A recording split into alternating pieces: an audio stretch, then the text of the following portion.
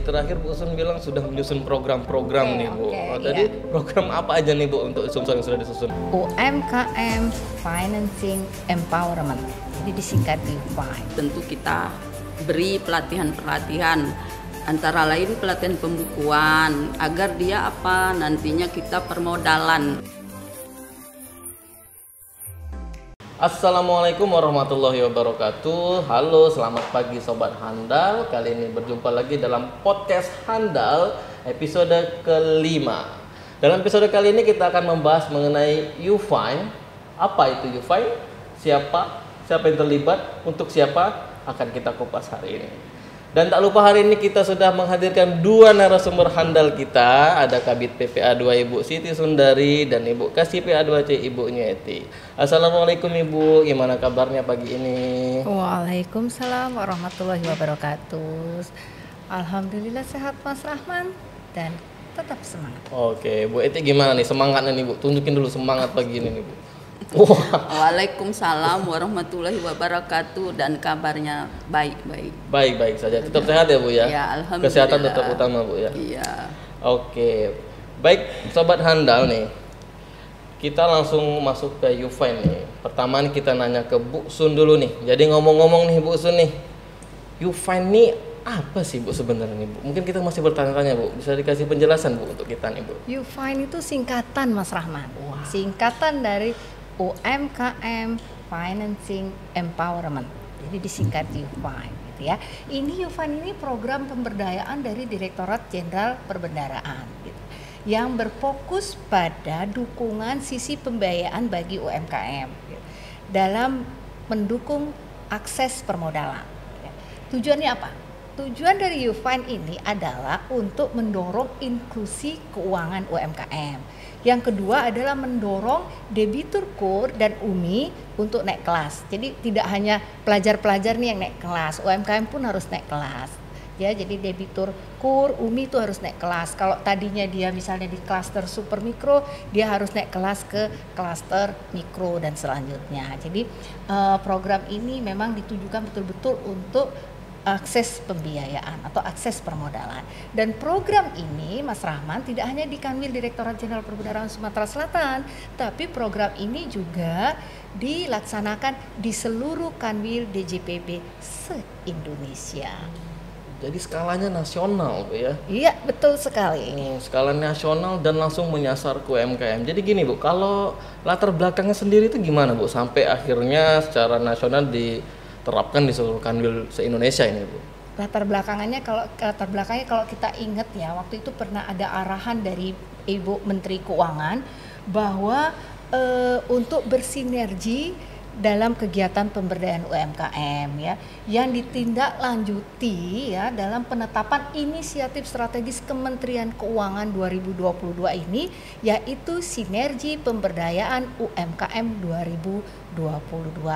Tentunya juga diperlukan positioning DJPB, Direktorat Jenderal Perbendaharaan yang lebih kuat, terutama dari segi pembiayaan, karena kita tahu memang ini tusi kita adalah pembiayaan atau permodalan untuk UMKM. Dan juga adalah mendorong Kanwil DJPB di setiap daerah itu aktif berperan dalam program pemberdayaan UMKM Kemenq 1. Jadi kita untuk UMKM kita sudah tahu bahwa sekarang kita Kemenq 1 nih Mas Rahman ya. Jadi UMKM itu tidak kita fokus buat kita sendiri, tapi kita bersama-sama dengan unit eselon 1 lainnya di setiap provinsi untuk betul-betul berperan aktif dalam rangka pemberdayaan UMKM ini.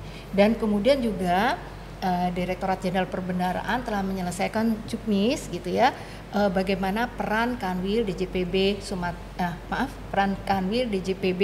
dalam rangka pemberdayaan UMKM di Kemenq 1 ini. Itu latar belakangnya sih.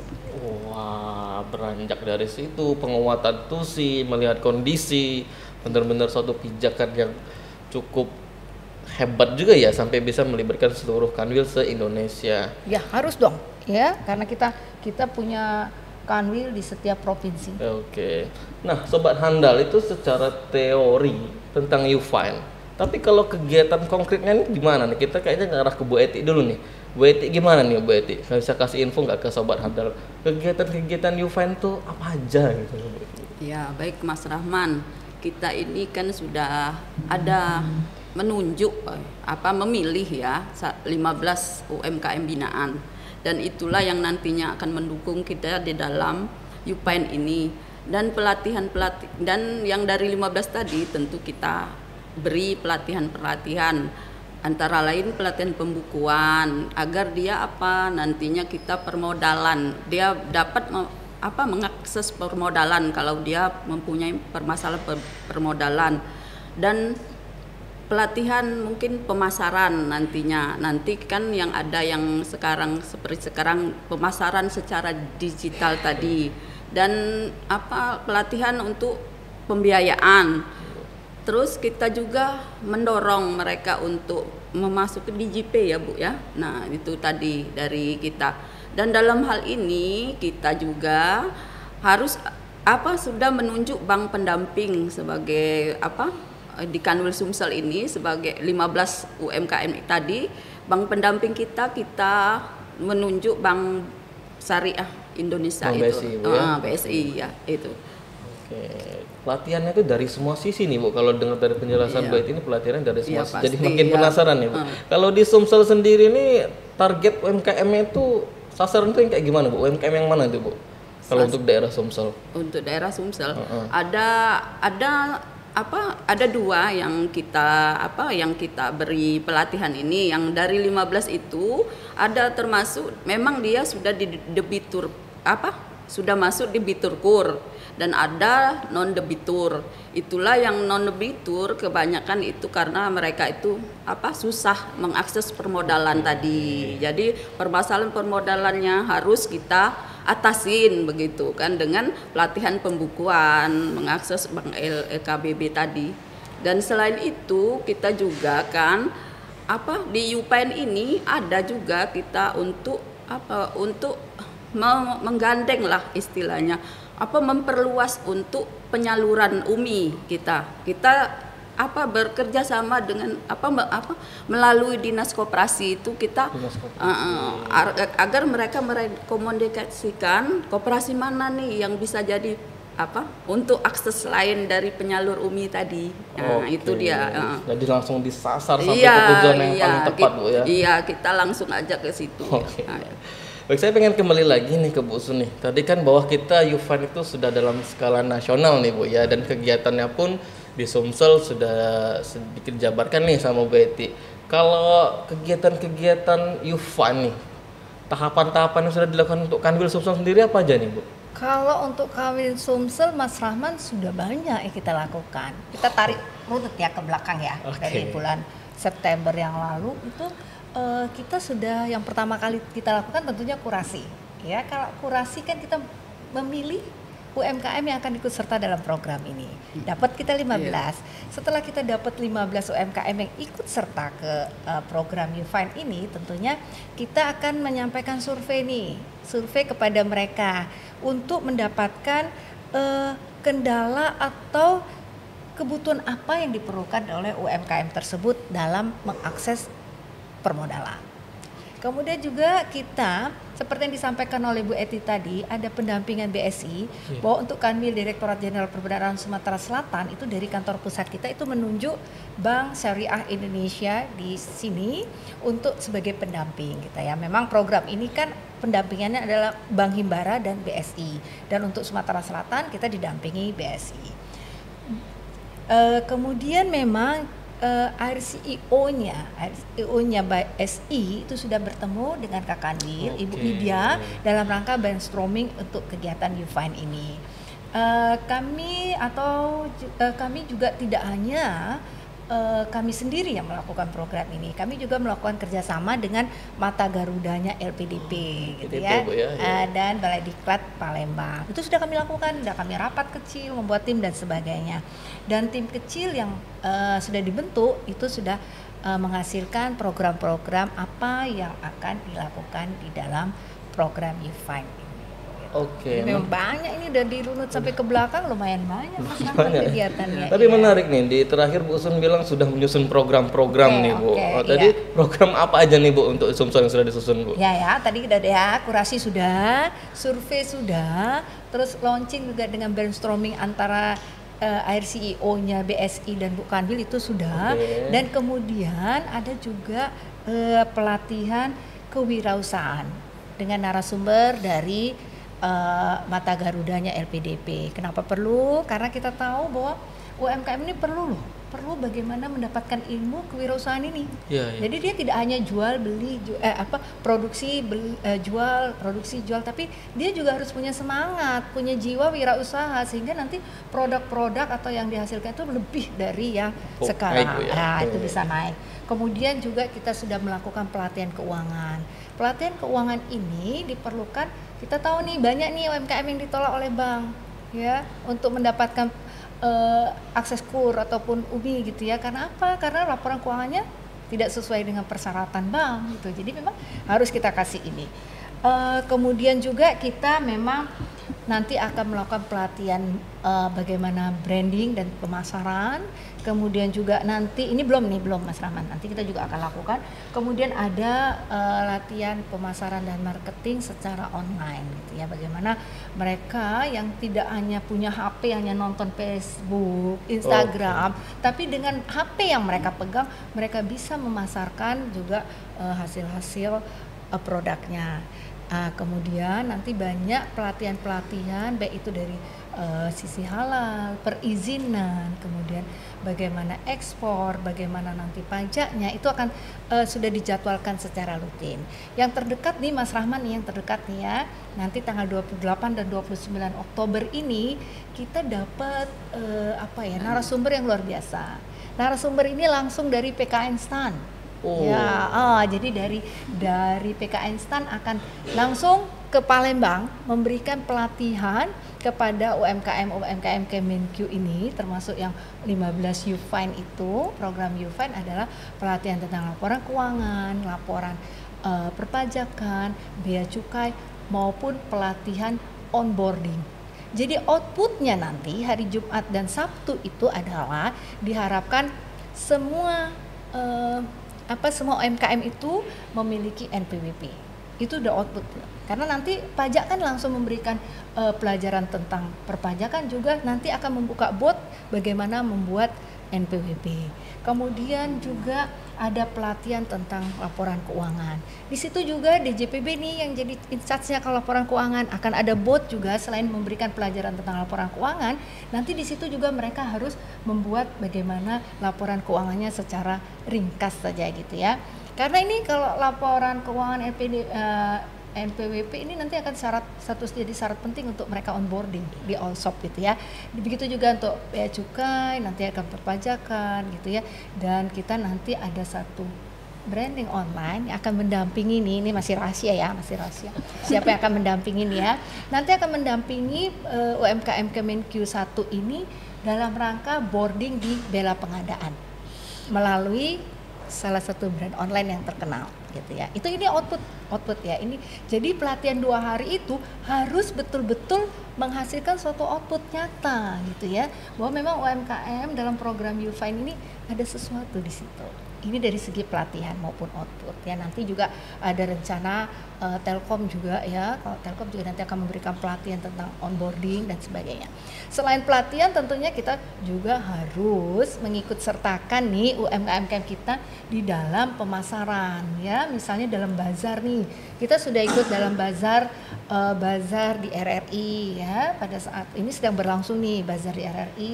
Kemudian bazar yang sudah kita laksanakan pada setiap rilis Alko 3 bulan sekali kan secara onsite ya Mas Rahman. Nah, setiap onsite itu UMKM kita itu mengadakan bazar di situ.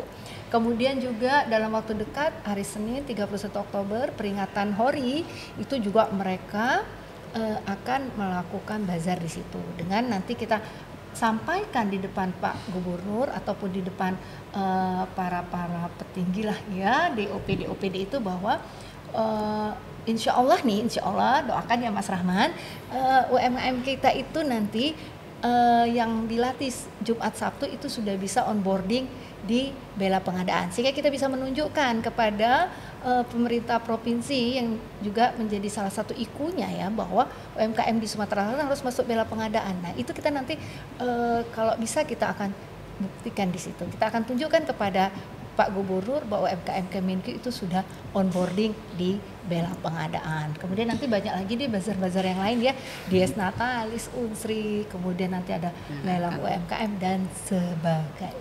Wow, banyak sekali Bu ya. Kalau mau disebutin semua rencananya nggak habis-habis Nggak nih habis, kayaknya. nggak habis sampai besok kita podcastnya Mas Rahman. Dan yang menarik nih kayaknya di setiap kegiatan ini langsung ada output yang mengena nih Bu, kayak NPWP, perizinan, itu memang sudah direncanakan langsung memperoleh outcome gitu ya, jadi UMKM-nya ya. Untuk yang bisa kita lakukan di on spot bisa Mas Rahman, seperti NPWP bisa, laporan keuangan bisa. Tapi kalau perizinan tidak bisa kita lakukan on the spot, tapi kita memberikan bagaimana tata cara mereka untuk memperoleh perizinan, baik itu IPRT, SIB ya, misalnya BP POM dan sebagainya. Itu pelatihan yang akan kita berikan adalah pelatihan bagaimana cara memperolehnya. Setelah itu kita akan mendorong mereka untuk memperoleh perizinan itu. Kalau on the spot mereka tidak bisa, tapi nanti kita harapkan ada outputnya. Tapi mudah-mudahan nih ya, mudah-mudahan bisa Mas Rahman, karena program YouFind ini aja sampai akhir November gitu ya. Mudah-mudahan terkejar. Gitu ya. Berarti pendampingan Bu ya, istilahnya pendampingan. Iya, betul sekali.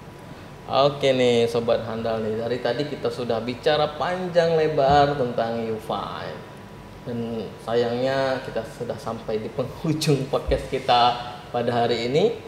Dan untuk lebih memperkuat kesan kita terhadap YouFind, kita minta closing statement dulu nih dari dua narasumber handal kita. Dari Bu Eti dulu nih Bu, silakan Bu untuk closing statementnya Bu, YouFind untuk pada seluruh Sobat Handal nih. Oke Mas Rahman, tentu kita punya harapan ya tentang pemberdayaan YouFind ini, yaitu kan kita sudah melaksanakan pelatihan tadi, pembukuan, dan dia mendapatkan modal.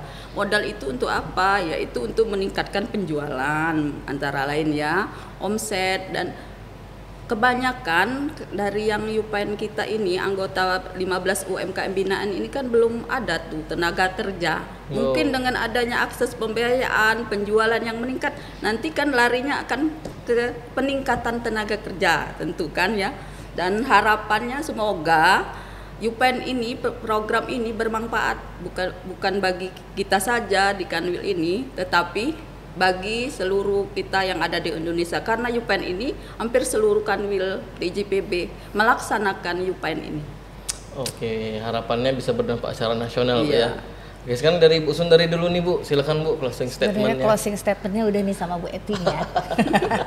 Tapi kita berharap begini Mas Rahman, dengan adanya YouFind ini setidaknya kita memiliki impact ya, program YouFind ini memiliki impact yang besar bagi UMKM, sehingga nanti mereka bisa memperoleh akses permodalan atau pembiayaan yang lebih luas lagi. Karena kita tahu UMKM ini adalah terbukti tangguh nih ya, kalau kita ingat nih di krisis ekonomi tahun 98 ya, Mas Rahman mungkin masih balita itu ya, dan tahun 2008 itu betul-betul UMKM itulah yang membantu atau menopang pertumbuhan perekonomian di Indonesia ini. Jadi kita harapkan ini juga bisa UMKM itu bangkit lebih baik lagi gitu. Dan satu lagi harapannya Mas Rahman, bahwa adanya tumbuhnya, munculnya satu atau dua penyalur UMI yang kita harapkan gitu ya, sehingga nanti masyarakat luas bisa yang tidak belum memperoleh akses layanan dari perbankan itu bisa memperoleh akses pembiayaan UMKM yang lebih luas lagi gitu ya. Pokoknya Mas Rahman, maju terus UMKM kita, dan semoga UMKM, semoga program YouFind ini terus hadir untuk berkontribusi yang baik dan seluas-luasnya bagi UMKM DJPB Handal. Baik, terima kasih Bu Sundari. Semoga memang kita mengharapkan bahwa YouFind ini mampu memberikan output dan outcome yang luas kepada UMKM, yang mana kita ketahui bahwa UMKM ini memang suatu tulang punggung perekonomian Bu ya. Iya. Baik sobat handal semua, kita beri tepuk tangan dulu nih untuk dua narasumber handal kita. Iya, satu lagi Mas Rahman. Oh, udah tepuk tangan lagi nih. Ini seri 1 ya. Iya. Nanti harus ada seri-seri berikutnya. Iya. Karena kan ini baru teori-teorinya. Nanti kita Boleh, bicara boleh, lebih boleh. lanjut mengenai apa yang sudah keberhasilan dari program. Iya, nah itu sobat Ya. handal, berarti tunggu seri selanjutnya 6, 7, 8, 9, kita nggak tahu seri keberapa ya. Oke sobat handal, seru sekali obrolan kita hari ini. Kiranya obrolan kita mampu memberikan pemahaman dan juga memberikan suatu inspirasi bagi kita bagaimana kita dapat menempatkan diri kita dalam membantu UMKM yang ada di sekitar kita. Baik, demikian dari podcast episode kelima kali ini. Apabila masih banyak kesalahan yang dari kami mohon maaf yang sebesar-besarnya. Saya Rahman beserta dua narasumber handal kita pamit undur diri. Terima kasih, salam sehat, salam bahagia, sampai jumpa. Wassalamualaikum warahmatullahi wabarakatuh. Waalaikumsalam warahmatullahi wabarakatuh.